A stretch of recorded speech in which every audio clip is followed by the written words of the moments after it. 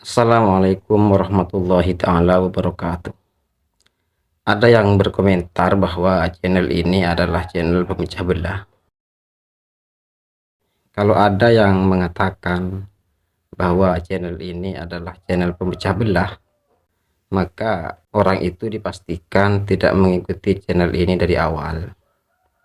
Kalau kalian memperhatikan berbagai kelompok yang saya kritik dari awal, diantaranya itu adalah Egy Sujana.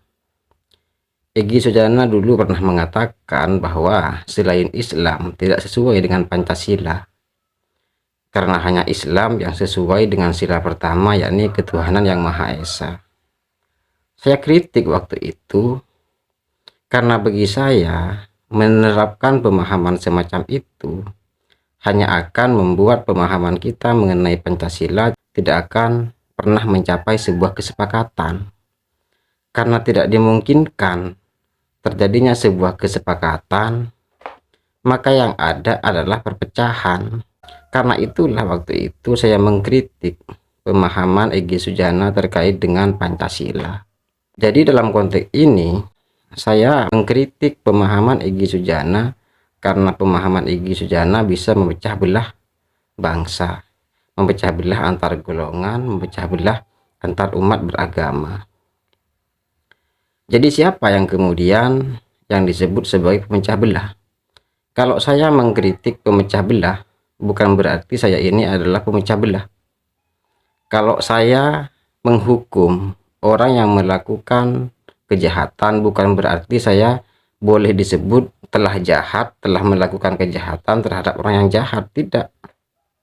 Begitu juga ketika saya mengkritik orang yang tidak toleran, bukan berarti saya disebut sebagai intoleran terhadap orang yang intoleran. Tidak begitu.